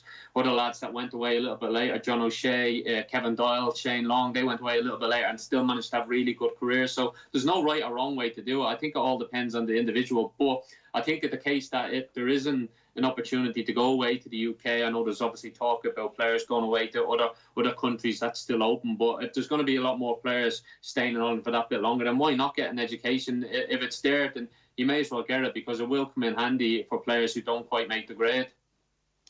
Yeah, I think the key point as well that should be mentioned is that the bizarre one about this, and this one is that people maybe missed it at the time. And to be honest, I probably would have viewed the whole Brexit thing as very much through the eyes of the 16 to 18-year-old player. But the second aspect of this as well is that as part of Brexit, they've introduced these new, they're called GBEs, sort of governing body exemptions, that every player from outside the every EU player now, that's coming to play football in England needs to meet all these criteria, and it's not going to stop Liverpool, from signing sort of Alisson, or sort of if you're an international that's played, international football for a top country in a top league, you're going to have no problems coming to the Premier League or a Championship or whatever. You'll still be signed. But it's made it really harder for, say, the lower tier clubs, to fill out their squads as they might have previously, with a lot of players from Europe are coming in. But Irish players, ironically, are exempt from that once they turn 18 because of the common travel area, common travel agreement. So we have a situation now whereas our kids can't go from 16 to 18. When it comes to 18, they can go, and there's a much more of a pathway for them there into the UK than there would be compared to, say, a kid the same age as them in, I don't know, Belgium or Holland or into Eastern Europe and stuff like that. And we're seeing apparently now a lot of clubs in England are aware of this and are probably coming to the Irish market for players who previously wouldn't have had a chance to maybe get away at all, or there might have been a perception that they'd missed the boat in some cases. So it's changing the whole normal order of how things operated. And what it stresses more than anything is that we have to do whatever we do for 16 to 18-year-olds here needs to be really good, because if they get into in theory how this works in a great way, and this is how it works, is that at 16, the 16, 17, they start to go to League of Ireland clubs. They start playing first team football, maybe like Gavin Bazunu did at Shamrock Rovers. And because they're playing first team football rather than, say, going over at 15, having played maybe, been outstanding at schoolboy level, maybe if they're playing first team football, their profile grows a bit, so that at 18, when they do go, say, to England, there's more money coming back into the game here as a consequence. That we're better prepared here to actually be financially remunerated for these players. Whereas obviously in the past there was a danger with a kid, you get a derisory offer, a bag of balls stuff really for some lads, because the whole thing is, well, you want to get to England. Every Irish kid dreams of going to England, and what club would dare stand in your way? This changes the rules of attraction to some degree now. But of course, we're not ready for it, and we're not ready to offer that sufficient coaching at the moment. And English clubs still probably won't look at Ireland and take it seriously until, in terms of paying money, until we present ourselves more professionally. And that's why it's sort of incumbent on everyone now, and that's why some of these appointments are very interesting that are ongoing, that maybe, if everyone can sort of start rowing together, we can provide something half decent for those kids here with education on the side as well. And then when they do go, and the best will always go, that maybe there's a bit more of an economy, that the money's going out and money's coming in. So that's what we have to do. But it is an opportunity. It's just an opportunity that I'm not sure we're entirely prepared for it. But it should be viewed as an opportunity. But like how we handle it in the next couple of years is going to be crucial to the long-term future of Irish football at all levels. And it's an educational piece, and it's important for you to talk about it the way you have, Daniel. Just on when you were over there as a young lad, Stephen, was it cutthroat? Did you feel, wow, this is you're either going to make it or you're not, and this is a dream on the edge here? Sorry, John. Stephen, when you joined, say, Manchester City, did you feel like this is really a cutthroat situation here? We either make it or we don't, and there's no hiding place really. Yeah, definitely. I think when I first arrived in Manchester, it was an eye opener for me, really, because you kind of go away, you go back and forth a little bit, on weekends when you're off school before you go there full time. If you get like a midterm off school, you would go over for 3 or 4 days, maybe play a game, kind of do a couple of training sessions through the week, and then come back home and back home to Dublin and go to school. But I remember when you go over there first time, full time, I think Paddy McCarthy, Stephen Paisley, Brian Murphy, they were all over there. They were a year above me, and they were over there a year earlier than me. And it was like nothing kind of prepares for you. It's kind of, you go in and all of a sudden you're getting out of bed and you're going straight into training, and you're training double sessions most of the days, and twice a week we would go to college as well. So there was a little bit of an education now. I don't think many of the lads took it very seriously right enough, because it was all about the football. But I think it's changed a little bit now. But yeah, it was. As soon as you go into the training ground, obviously you got yourself, you got the other Irish lads, but then there's other English lads there. There's lads from Wales, Scotland, and they're all after the same thing as you. And the match, the way it is, there's one first team squad, and then there's when I went there was the under 17s, and then there's the under 19s, and the under 17s was like a mixture of under 16s and under 17s players. And the under 19s was a mixture of kind of under 19s and under 18s players that both played in the. So you had these big, huge squads in both the under 17s and under 19s. And then there was the reserve squad of the lads that were just above the under 19, too old for the under 19 level, but they were kept on by the club just in case they may be in late development. So there was this huge kind of pool of players. And straight away you realise, even at the age of 16, you think, you know what, I'm going to have to do something really kind of more than that guy sitting across. Now, they're all your mates and all, but at the same time, you're in competition with them, and it's kind of you v them, because when it comes to that kind of at the end of your kind of initial contract, it's either going to be you or maybe 3 others that are going to get to kind of kept on or go and get to train with the first team. And you had to grow up quick, and it does. And again, looking back on it, it's a lot for a 16-year-old. Again, because we didn't know any different, you just embrace it, and it's tough at times. You're being at home, and and listen. Back at my time, they did look after the clubs, but it was a little bit like you go in trained and you go back to the digs and you were left to kind of fend and do what you want. You know what I mean? It wasn't exactly like you're in the middle of a big city and you're trying to be. You can't really go out and do what most young 16-year-olds, 17-year-olds do, because you're a little bit in the limelight. People know you play for Manchester City. I just talk about City because that was my experience, but I'm sure it's the same all around the UK and London as well. And you have to grow up quick, and you realise if you don't put the effort and the hard work in the youth team, and then you'll be going home. That's the ultimate. It's and again, it goes back to that one where people that come home, they often feel like they fail, oh no, I'm coming back home to Ireland as a failure because I never got kept on. But I don't see it like that, because it's a process, it's a journey. Life's a journey, football's a journey. So you're playing football there, and again, it's not like I said, that the numbers don't fit. So that only a very small amount are going to go on. Never mind that. I say like Man City in general, at first team football clubs, there's only going to a small few that are going to go on and actually make a career out of it. And it's not only the Irish lads that come back home. There's a lot of English lads now that would have been in the system all the way through, and come the end of under 19s football, they're off, they're let go as well. And there's thousands and thousands of people that don't make us footballer, but they have that kind of experience of being a footballer, so to speak, for the first years of their life. And again, if you don't quite happen to make it as a career, I don't see it as a failure. I just see it as part of a journey and a life education, and then it's up to yourself to kind of take what you have from being a footballer,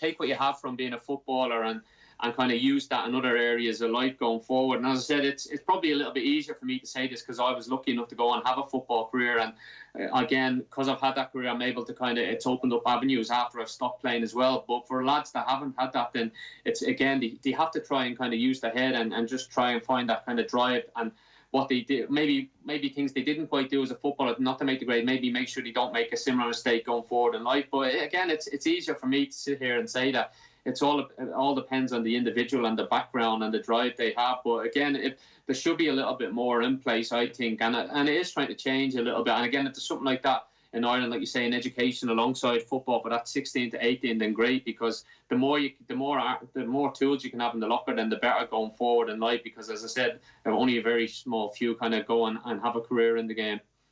Stephen, you sort of touched on something I was going to ask you, because actually that Irish group that you mentioned, you had a pretty decent success rate, your City crew, in terms of like making a career at various levels. Like you mentioned, Paddy McCarthy, yourself, Willow Flood, Brian Murphy, who obviously came home and then went back and did reasonably well. And he even mentioned Stephen Paisley, like who did a decent career, went in a different direction. What about the English lads in your youth team? You know, the English Welsh lads in your youth team. Like how many of them dropped out of the sport completely? Like, or how many went and played down to the divisions as such? You know, like did a number of lads that you were sort of knocking around with then just disappear off the scene? The majority of them, Dan. Like you mentioned, like we were kind of that's very unusual, I think, to have that many players go away at one time and go on and have a career in the game. I think, like, do you know what I mean? There was obviously the lads you mentioned there. There was even other lads in the academy, the likes of Sean Wright-Phillips, Bradley Wright-Phillips, Joey Barton, Steve Jordan, another lad that would have been a similar age, kind of, whereas go and make careers. But like, again, I don't know how many players that is. There's probably a couple of more that had a few careers. I can't remember them quite off the top of my head. But again, before I even got near the first team, you're talking about kind of four years before you kind of get to under 19s, kind of into that reserve level. So even there, I mentioned 12, 13 players that like. There's probably about 30, 40 players that I couldn't even remember all their names. You know what I mean? That actually were in that system, whereas for like 2 or 3 years at that time, and never had a career in the game. Now I couldn't tell you what any of them are doing now. Do you know? And I'm sure some of them may have played kind of part-time football in the non-league system over here in the Northern League, or else they may have kind of gone and had a career. But as I said, I would say it's not a waste of time. I still don't think them few years of being a footballer, I think if you use it as an education for life, I don't think it's a wasted experience, because it is an experience, and you have to kind of, no matter what experience you go through, I feel, and like you have to grasp what you can from it and kind of use it and utilize it going forward in your life. And as I said, for all them names I've mentioned there's a lot more that didn't actually quite make the grade and be professional footballers. So again, and we're talking about a kind of group of players there in the one kind of academy, similar age group that kind of went on and had careers. Now, not all at Man City, right enough, but still decent careers. But there's a lot of kind of, there might have been groups that may not been as lucky. And again, the years that have gone by, them kind of groups that breaking through have become littler and less, because, as I said, there's been a bigger influx of European players coming in as well to kind of compete with. So no, it's a very difficult world, and it's to go back to the original question that John asked me. It's a kind of a dog-eat-dog world, and you kind of just got to get what you can and just kind of try. It's kind of, you got to just, there's a bit of the bone there. You got to try and grab some of it. Yeah. We got to take a break, guys. 53106, your text messages. Any maybe players that were over clubs in England that you want to get in touch and maybe share your experiences with Stephen and Dan and myself. Love to hear from you. Full-time, Southampton 1, Chelsea 1 in the Premier League. A latest score, Burnley 0, West Brom 0. Full-time earlier in the Championship, Coventry City 2, Brentford 0. At the moment, it's Bristol City 0, Barnsley 1. Cardiff City, Mick McCarthy's team 2, Preston 0. Huddersfield Town 4, Swansea 1. Conor Hourihane scoring again for Swansea today. Millwall 0, Wycombe 0. It's Norwich, the leaders 1, Rotherham United 0.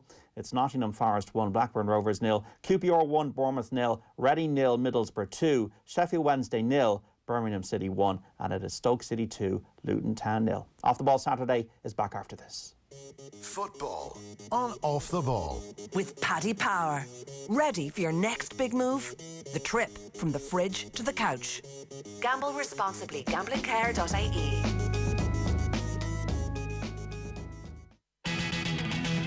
This Sunday morning on Alive and Kicking, Professor Jim Lucy shares his knowledge of working as a psychiatrist over 30 years to suggest a whole new way of living.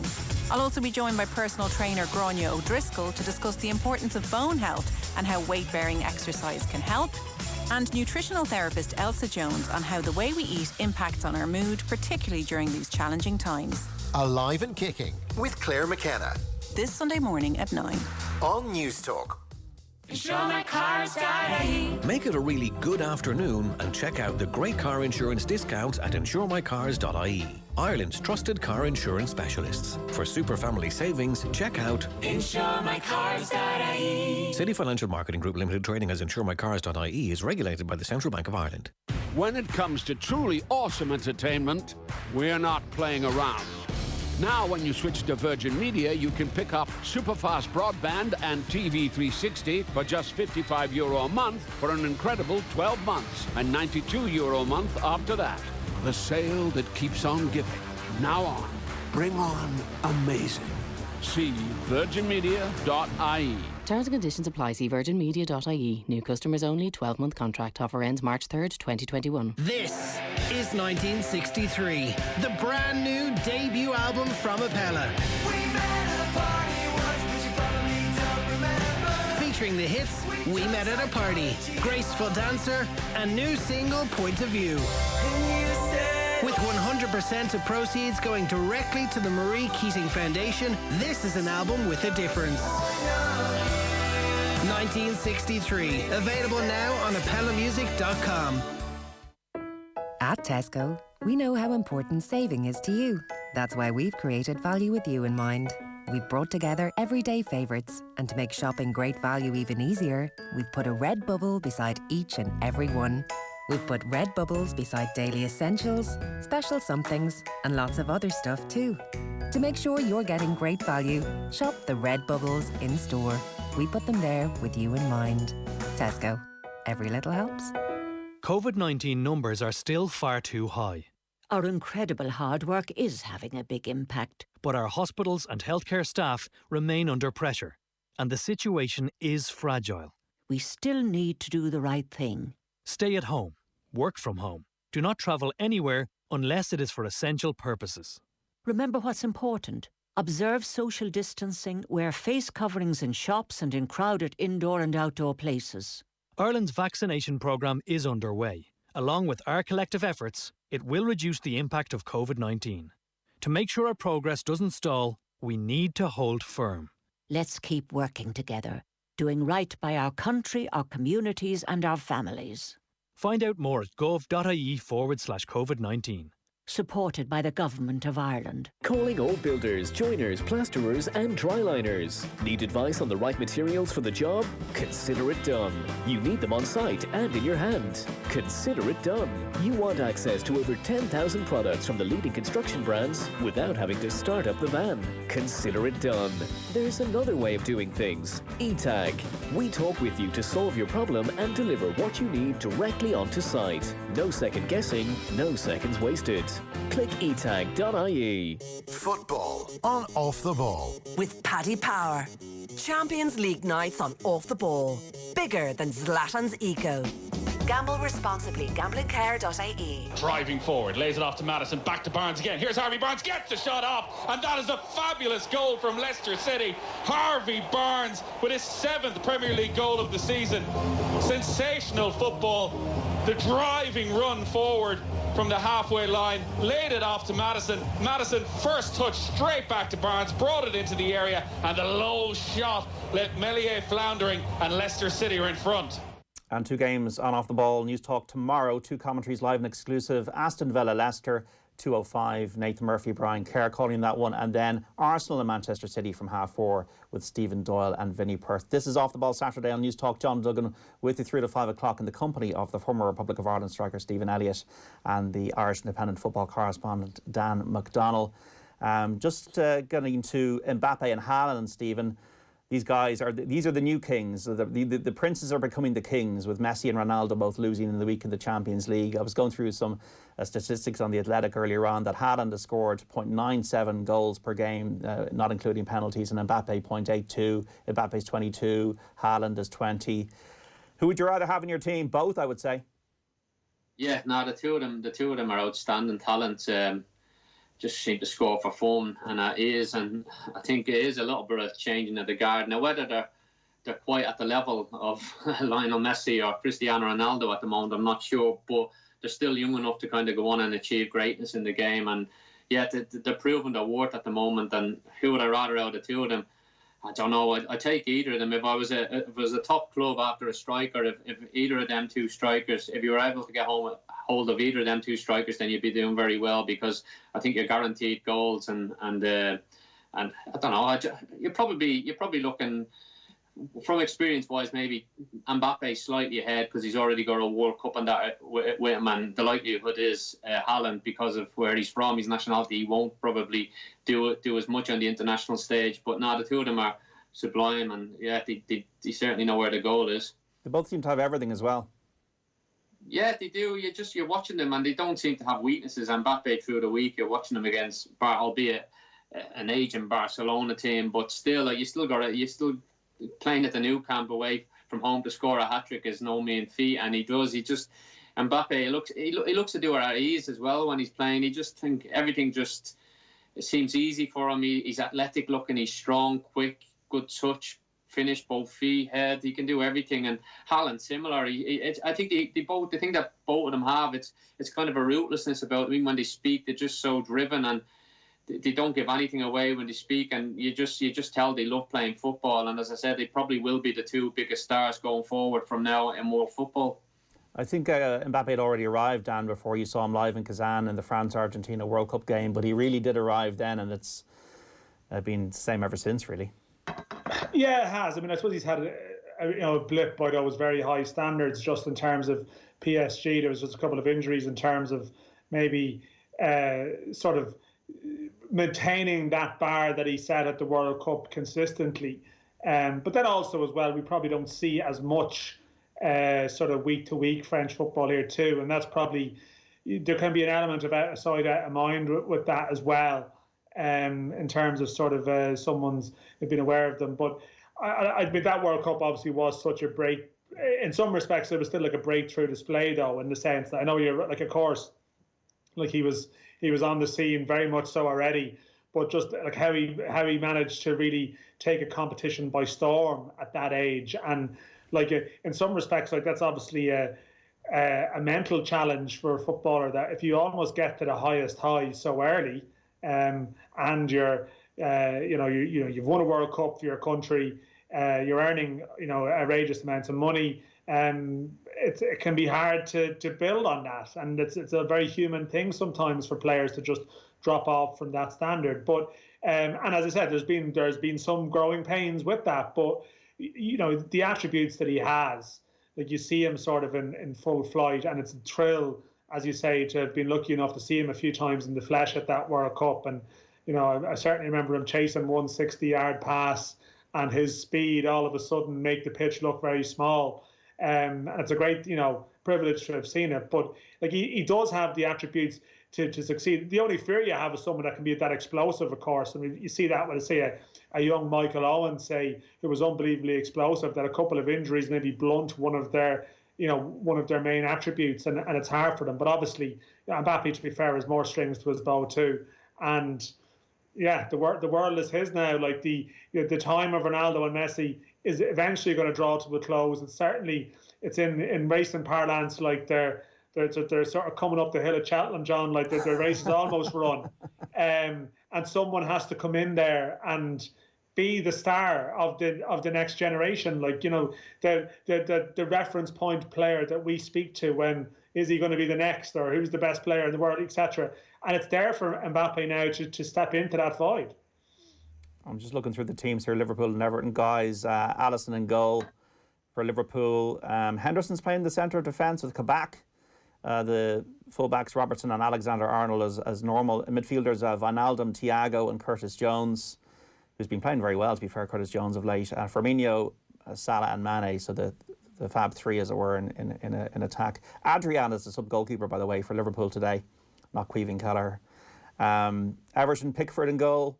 Seamus Coleman does play with Keane, Holgate and Godfrey in defence, and then 5 across the middle, or it's maybe a 3 and a 2 here.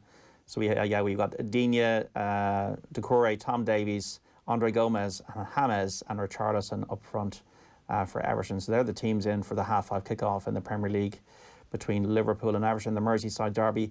Everton haven't won at Anfield since September of 1999. Interesting, Alan Judge during the week, lads. The referee squaring up to him, Darren Drysdale, in an Ipswich Town Northampton game, and then the referee obviously apologised, and Alan Judge said it was cool, it was no issue, you know, we all make mistakes. Stephen, did you ever experience anything like that on the football pitch with the referee losing his cool? No, it was a strange one, all right, you're watching it. Like, to be fair though, like, listen, the referee probably shouldn't have reacted the way he did, but he did. It's one of them, I think sometimes referees take offence, and you take enough stick, referees. So if we're talking about an incident like this as a one-off, I don't think it's probably being made a bigger issue than what I think it is. Like, listen, he's come out and apologised. He realised he shouldn't have done it, and I think it's one of them. I think he misses the game this weekend, and he'd probably be back in. But it was a bit of entertainment, if anything. Like, you listen to Judge. Alan says it didn't really bother him. Hey, listen, it's in the heat of the moment. You have to remember referees are there as well. Like, and we don't know what Judge said to him. He might have sworn at him or says that's an effing or whatever. Like, you don't know what he said to him. So he might have just lost his cool for a second, which he obviously did, because you're not meant to do that as a referee. But I wouldn't hold it against him. I think it's one of them things that you just kind of, you probably get a little bit more kind of coverage over now. The next time he's refereeing, the eyes will be on him a little bit more. But myself, no, I never really got involved with referees. I was probably, I think I only had a couple of yellow cards, so I was never really one to kind of get around on the referee. You chat away with him and that, but like, no, I don't think I've ever come head to head with a referee, no. I think it was good that Judge came out and probably took some of the heat out of it as well.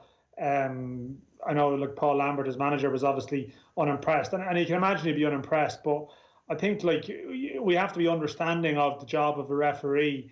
Like, how often will we talk about a footballer, doing something in the heat of the moment, as we say, that's not out of character, or even, a manager loses the plot after a game and says, well, the emotion of the moment got to me, and you give it a bit of leeway. And of course, the referee is there to be a figure of calm. And of course, if you take everything to, you take every point and say, well, is that setting an example to people at home? Then of course, like, the referee, of course, should rise above all of this and never respond. But they are human, and like, we almost have to, like, embrace their human side sometimes and see that. It's why I'd like to hear referees speak about decisions after a game a bit more, and sort of, even if that is them admitting, maybe I made a mistake. Whereas obviously they have to operate by a certain code, and I understand the reasoning behind it, but I don't think you can come down too hard on someone who, in the heat of a game, has just reacted. And I think it was good that Judge came out and pretty much said as much, and said, listen, as far as he's concerned, once they left the pitch, it's over. Lambert, I think partly as well, Lambert has obviously probably brought her up because he's probably, Ipswich aren't going through the best of form at the moment on the pitch, and he's probably using that as a little bit of a kind of a distraction away from what's happening on the pitch, and maybe that was partly something to do with Lambert's kind of reaction. But I agree with you totally. I think Alan Judge has done the referee a great job by coming out and saying, listen, he wasn't too bothered about it. And it is, listen, everyone's men on the pitch. It's kind of, you're in the heat, like you mentioned there. Stuff happens and stuff is said in the heat of a moment if a decision goes against you or what have you. And I don't think too much of a big deal should be made about it. Just looking at tomorrow's matches, Stephen, Arsenal, Manchester City. Is this going to be yet another win for Manchester City? Probably, arguably, the best team in Europe at the moment, the way they're playing. I'm convinced they're going to win the Champions League this year. Yeah, listen, City are phenomenal at the moment. Like, every player they play seems to be playing full of confidence, and it doesn't matter who Pep Guardiola puts in his starting lineup, and they just seem to be thriving. I think Gundogan is playing out of his skin. Obviously, you got Phil Foden there. It was a really special talent. We spoke about him last week. And you got players like Aguero who aren't even playing. He doesn't always play with Jesus. He's got De Bruyne injured as well. So I don't know. I remember a few seasons back when City were kind of unstoppable, like where you felt like they were going to win every game. I feel that way about Man City again. You just don't see them slipping up. A little bit like Liverpool last season, where you just feel like every game they're gonna turn up and win the game, and it's only a matter of time before they score. And listen, there's a lot of hard work, no doubt, that goes into that. Goes into it for Manchester City on the training pitch and building that chemistry on the pitch. But from the outside looking in, you're just watching City at the moment. They're a joy to watch going forward as well. They're so slick. Sterling, he's in really good form. The speed of the kind of speed of their attacks as well. It's very hard to kind of stop at the minute, and I'd be very surprised if they don't pick up another 3 points tomorrow. Man United against Newcastle, a new 4-year deal for Mason Greenwood at Old Trafford. 17 goals and 49 appearances last season, Stephen. 4 in 30 so far this season. Are you a fan? Yeah, I'm a huge fan of Greenwood. I think he's a young lad that's come into probably arguably the biggest club in the world, and he's just embraced and he's playing, and he looks like he's been there. He has been there probably his whole football life. He looks like he's been in that first team kind of environment for a lot longer than he has been, and he just has everything right, left foot. He shoots on sight. He gets into great little positions, and I know his goal record hasn't been as high as probably he would have even liked at this young age, but I think it's only a matter of time before he comes Man United's main striker. And I think he's somebody that, I think I was reading midweek that Ollie Solskjaer was kind of used to speak to him when he was a kid about getting into goal scoring positions, and ironic now that he's a manager and he's getting the best of him on the pitch. But no, I think he's a huge star in the game. And again, England have a lot of young good players coming through, and you would be a little bit envious of them, wouldn't you, looking at potentially what we have in the Irish kind of situation coming through. But no, yeah, he's well worth his new contract, and I think he's going to be a massive star for United.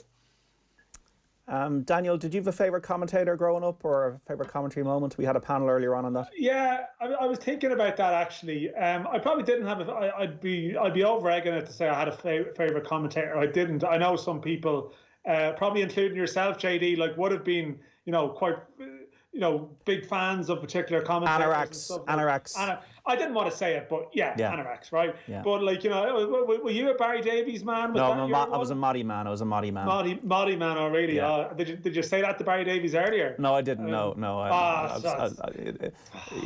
Barry's the guest, and you want to treat your guests with respect. You're probably like Barry. You were the #1 guy we wanted to have on from BBC, and Moddy has all these missed calls on his phone or something. I don't know, but.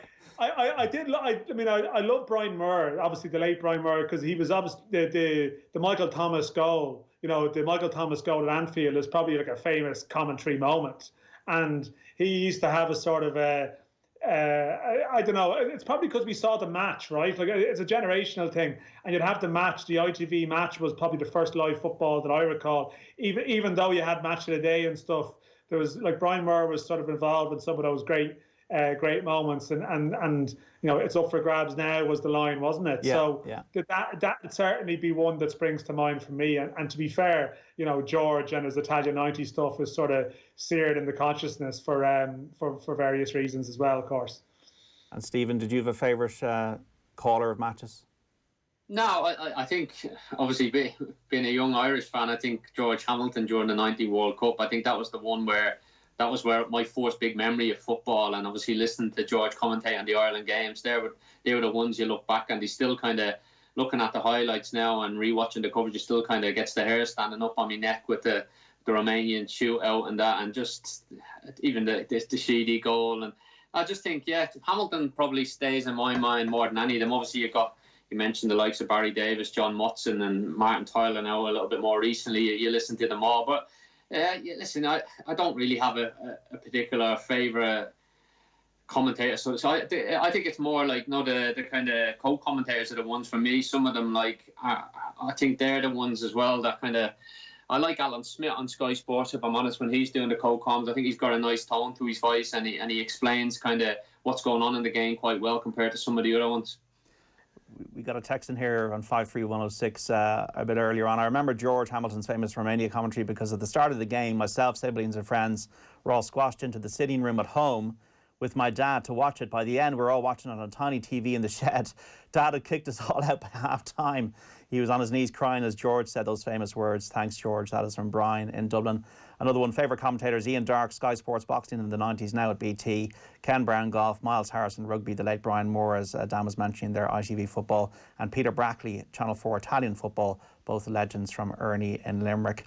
I've got a friend in Australia who's a Man United nut, and every time we see each other, probably after a few, we just start shouting, Cantona, because that's what Barry Davies did in '96 in the FA Cup final. And I'm thinking to myself, the euphoria for Manchester United fans of that Cantona moment will be now ruined by the spectre of VAR, which is destroying football. Yeah, it's actually very true, I suppose. I mean, will we have those great... Well, I don't know. You still have the moment of the goal, but I take your point. Would the Aguero goal have been subject to a VAR check in any way? So I suppose if you're probably 20 listening to this now, probably the Aguero commentary is your Michael Thomas to some degree in terms of like remembering it. I don't know, Balotelli was on the ground, sort of footling around with the ball a bit. I wonder would that have been subject to some weird VAR check. They would have found something, wouldn't they, Dan? There would have been something. They'd have to check it. Yeah. Maybe they should like do you know the way with the FIFA games now, like they got Barry Davis and all these guys to record like, you know, their voiceovers on it, that if VAR just had like Barry Davis' voice doing goal to announce that VAR awarded it as a goal, it could add a certain amount of theatre to VAR. Like maybe they could get the voices of commentators that we know and stick them into it. But no, it is true. Like I think is gone. I think we're happy to take what we get in this pandemic, obviously, but I do think in a couple of years' time, when hopefully fans are back in stadiums, they're not going to tolerate this. Stephen, like you're living in England, I mean, are people receptive to this thing? Sorry? You just broke up there, John. No problem. Like I'm just saying, in a couple of years' time, like we're in a pandemic, so we'll take what we can get, and it's great to have football on the TV at the moment to keep us sane. But in a couple of years' time, will people in the stands be tolerating VAR the way it's been running? I don't know. Again, I think if they're going to keep it, they're going to have to change it to make it a little bit more acceptable. Because if you're at the ground, like we've seen it before, if you're at a match and there's a VAR check, you're just sitting in the ground. Nobody's telling you anything. So you could be sitting in your seat as a supporter for 2, 3, 4 minutes sometimes and not really knowing what's going on. So I've seen in certain countries the referee is mic'd up and he's actually speaking to everybody and explaining what the process is. And I'm not saying that that's what they should do in football in kind of the Premier League, but again, would it make it a little bit, if they are going to keep it, it might kind of keep the supporters a little bit more intrigued rather than just sitting there and waiting for a screen to come up whether to say goal or no goal. Because again, it's I just think it's not being good for the game. The way it is being run at the moment, it's not being good, and anybody that say it is doesn't really like the game for me. 53106 Murray Walker on the F1. We're waiting for the green, and it's go, go, go. I'm not going to try and impersonate him. David Coleman, 72 Cup final. Clark, 1-0 from Brian and Kildare. Hugh Johns was the voice of ITV in the 70s. Tom from Limerick, or David Coleman, Mexico, 1970. Pele, what a save. That interesting Netflix, I think, is a Pele documentary coming out in the next week or so. I'm looking forward to seeing. We've got a text in here that you might be able to answer, Dan. This is from John Kenny in Eden Derry. I was looking at the Apoel lineup for 4:30 kickoff. No Jack Byrne hasn't been seen since being subbed at half-time a few weeks back. What's the story? Would you know? He's got a back injury. That's the reason. So he's I think he's close enough to coming back, but today was too soon. So. And is there a case to be made for an FAI under-18 academy with a team in the League of Ireland, says Killian in Wexford? I think the first part of that has been talked about at various times. You know, would you have some kind of national academy like Northern Ireland have sort of a club NI, but again that's up until 16, and it's had reasonable success. In terms of that team entering the League of Ireland, it's complicated. Like you're getting into the issues of ownership of players there and stuff like that, and ultimately we need to get to the stage where, you know, players that go with 18, that there's, you know, that you're profiting from it. But obviously I appreciate there would be sometimes a mindset, could you have a situation where, you know, you centralise those funds for players going away? But I think that's very hard. Like the ecosystem of football isn't necessarily built around a transfer system involving an association. I know what happens, like, you have MLS and different systems, but in European football it'd be hard to really run something like that. There's a merit in the idea and the thinking behind it, certainly the national academy aspect of things, because you do wonder, it's obviously a debate, the extent to which, like, elite, again, I hate that word elite, but top level coaching can be provided by some clubs that are being asked to do it now. There are some very good coaches who can, but there are some clubs who can't or don't have the resources. So I understand the thinking. I wouldn't be surprised if ideas of it are tossed around, but again, in theory it sounds good. In practice it might be harder. I just got to finish here. I'm not going to try and get tongue twisted. The Telegraph did a nice piece during the week about long sleeve shirts dying a death because players now wear base layers underneath their short sleeve shirts. Also hard now to buy replica long sleeve shirts. You can't get them in the shops as much as it used to be. Stephen, your nickname Sleeves. So tell us, did you ever wear long sleeves? I did actually, yeah. I actually like wearing long sleeves. I don't know. I just think when I was a young kid at Belvedere, I think that you didn't really get a choice. So, and the majority of the time it was kind of the older age group stripped from the year before. You kind of got the hand-me-downs, and they were always long sleeves. So if I always had a chance, like if I had the option, the majority of the time, especially early on in my career, I always chose a long sleeve jersey. And again, looking back on some of the pictures when I played, like the jerseys were absolutely huge. Like, because again, there wasn't like nowadays they're all fitted and kind of nicely tight fitted, especially some of the new Nike ones and remember the old Kappa ones where they used to be bet onto you. But I was kind of a bit of a long sleever. I don't know. I just felt more comfortable with the long sleeves on, especially when I got a bit cold and that. But no, again, I think like you say, there's so much Under Armour and science kind of gone into it now that a lot of players prefer wearing the Under Armour because supposedly it kind of helps them not kind of use as much energy and all. There's all sorts of stuff that you're told, like when you're in and around the clubs, like whether there's loads of truths. They say it's scientifically proven, but I don't know too much about that. I think it's one of them where wherever a player feels comfortable. I think Arsenal back in the day, didn't they used to have to wear what the captain said? I think I remember like wherever Tony Adams wore, whether he wore long sleeves or short sleeves, the whole team had to kind of do it. So I don't know. It's very rare you see actual long sleeves on a player now. You're right. Stephen, Elliott, Dan McDonnell, great chat as always. Thanks so much. Thanks, John. Cheers, John. Thanks, Steve. Okay, they're the guys there as always. Just let you know, Burnley and West Brom goalless. Earlier on, Southampton 1, Chelsea 1. Full-time in the Championship, Coventry 2, Brentford 0. Latest scores, Bristol 0, Barnsley 1. It is Huddersfield 4, Swansea 1. All of these matches coming up to the end. Millwall 0, Wickham 0. Norwich 1, the leaders, Rotherham 0. Is Nottingham Forest 1, Blackburn 0. QPR 2, Bournemouth 1 coming up to full-time. Reading 0, Middlesbrough 2. Sheffield Wednesday 0. Birmingham 1. And Stoke 3, Luton 10. And a full-time Cardiff City, Mick McCarthy's team 4, Preston North End 0. Now this weekend on Off the Ball, in association with AXA Community Bike Rides, we've been giving you the chance to win a voucher for Halfords to the value of €1,000. AXA Community Bike Rides offering group rides all over the country, and while these are currently on hold to keep everybody safe, you can still get out and feel good by taking part in a solo ride. This is for everyone. So whether you're a keen cyclist or if you're looking for a reason to get back in the saddle, choose a level and go at a pace that works for you. It's easy to stay motivated as you earn rewards as you cycle. So sign up at axacommunitybikerides.com to take part. Earlier on, we asked you to name this mystery voice. Yeah, I've had a few comments. It was, of course, the great Mark Lawrence. And congratulations to Brendan Lenihan in Cork. Brendan, you have won the €1,000 Halfords voucher today. Tune in to Off the Ball tomorrow from 1 to 7 for another chance to win, folks. Now, that show with Joe Malloy in the chair has some great content in it. 2 live and exclusive Premier League commentary games to bring you. Nathan Murphy and Brian Kerr calling the shots for the match between Aston Villa and Leicester City. That kicks off at 2:05. Then Stephen Doyle will be joined by Vinnie Perth for the showdown involving Arsenal and leaders Manchester City from 4:30. We'll also bring you the Sunday paper review on our social channels. Neil O'Riordan and Colm Keys going to pick out the best stories from 11:30.